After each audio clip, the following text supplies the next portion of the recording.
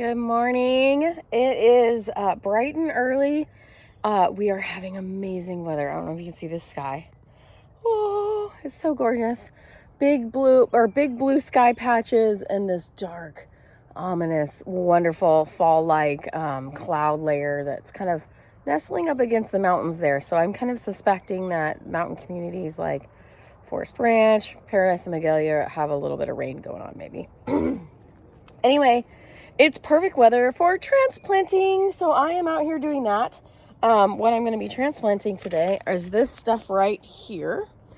So that's Oxeye Daisy, and you can actually see it does have a little bit of daisy buds that are coming back. So I'm new to these. In fact, there's a big sprig over there. I'm new to these, so we're still learning. They were here. This is like their third year before they bloomed. It was crazy. I thought they were Coreopsis just because of their foliage. They look different than the daisies I've seen because I'm used to like Shasta daisies. So this is my first transplant of them. So we're going to see how it goes. We're going to take roughly probably half of this patch. We're going to thin it, make it skinnier because right now it's real wide.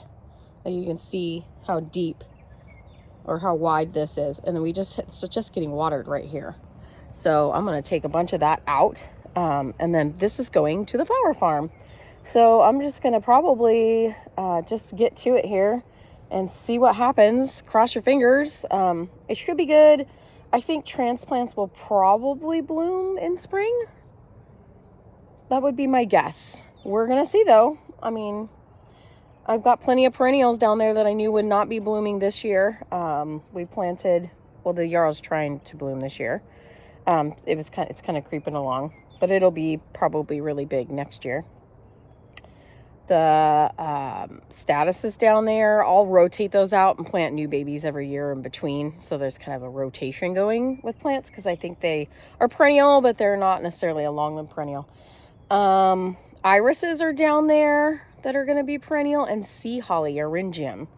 Probably saying that wrong, but whatever. So let's get to it.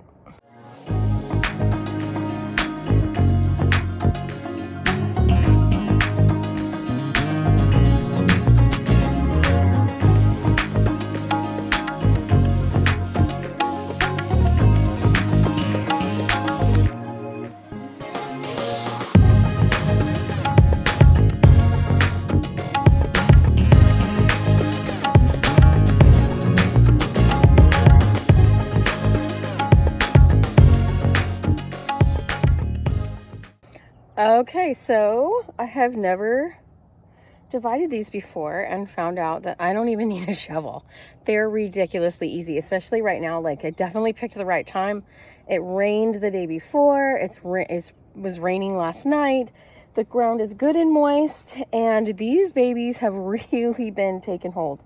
So apparently, as they age, they lean over, and then they make roots right where they're touching the ground. So that's fabulous. That's what we want out of something like this, because these guys really packed a punch last year. They were a huge part of bouquets, and they were so cute. If they had multiple buds, they'd keep on for weeks in the vase. They're incredible. So I'm really excited that they do that they're putting out those little opportunistic roots there and making new babies and making it easy. But I wanted to just show you a detail of what that looks like. Okay, so here's the hedge at large. When you get down in here and you lift this up, you can see all these roots that have formed from it laying down onto the ground there. And then when I just pull on that, they're coming right out. Let me here, see if I can get my hand in there like so. Well, that's not live, but this will be. So I'm just going to pull it, and you see it just came right out like that with all those plants attached. That's awesome. So they definitely, I think you'd consider these spreaders, probably aggressive spreaders, but for me, that's great. That just means, I'm not sure how long, because I've only had them whatever this is your third or fourth year. I'm not sure how long they'll continue to go, like how long of a living perennial they are, but I'm assuming now that I divide this set, these are going to be invigorated for next year. And then the new ones planted down there will be nice and invigorated because they're brand new and they're doing their thing. But we'll keep tracking it because it is kind of fascinating. I'm sure somebody knows this answer, but I didn't because I'm new to it. So anyways, all right, I'm going to, honestly, I've got a whole bucket. Filled my bucket already. I think that's all that I can handle because I did go and I tried to hook up the auger to the hand drill and it looked a little sketch to me. So I'm gonna not use that. I'm just gonna go out, and honestly, the ground's so soft. A hand trowel or a shovel will be fine because I just have to get the roots basically in contact with the dirt. So it's gonna be easy. So let's load these up and we'll go get them in the ground.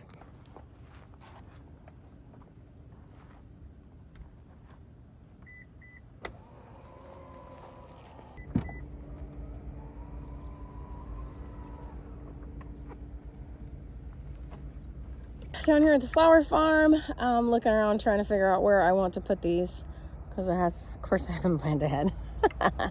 It's not that big a deal. I mean, there's plenty of hoses and watering spots. All of row 4 is still pretty much empty-ish. There's some zinnias way at the other end, but I honestly think we even turned off these 2 rows that are closest to the parking lot. So I think I'm going to put them there.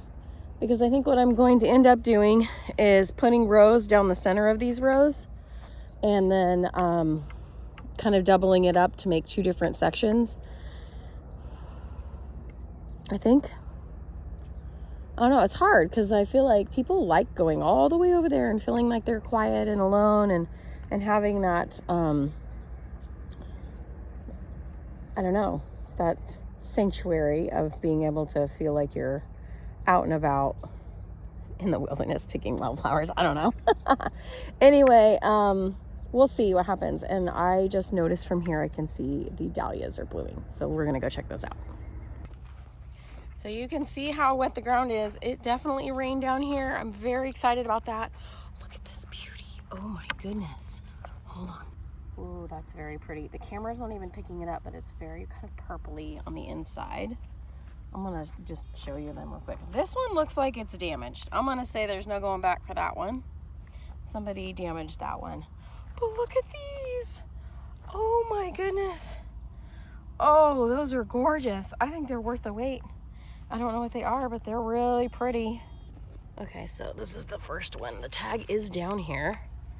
The tag says Mystic. Oh, okay. So there's the Mystic.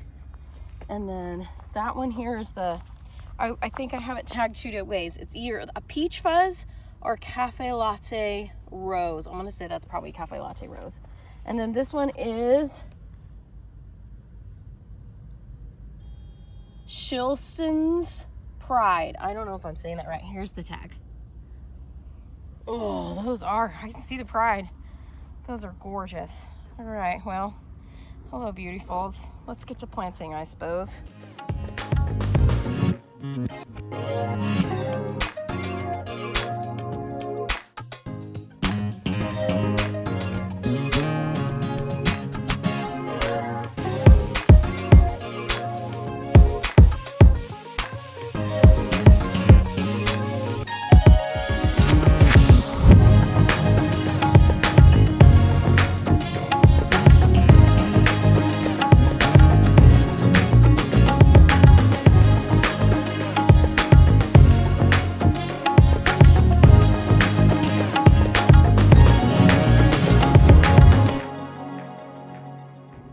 All right, I got the bucket in. It was a lot of hard work. I'm glad I only did the 1 bucket because it was basically got tree to tree. That's a good distance. I don't know what exactly the distance is, but take a look. All right, there they are in all their glory. So thank you for coming with me as I transfer these cute little babies. You know, when you're working with a new plant to you, it's always kind of a learning curve. So who knows, I could have done it all wrong, but they feel pretty much like, to me, it was like transplanting lamb's ear, which I think is called Stachyspisantium, the Latin name of it. I don't know. Anyway, they make those little roots along the shaft of the stem, and then you can just cut it all into chunks. If it has a piece of root, it's gonna grow. So I love that. So we're gonna watch these guys grow. I'm gonna go make some tea and take a little break before going on to my next task. So thanks for joining us. Watch us grow.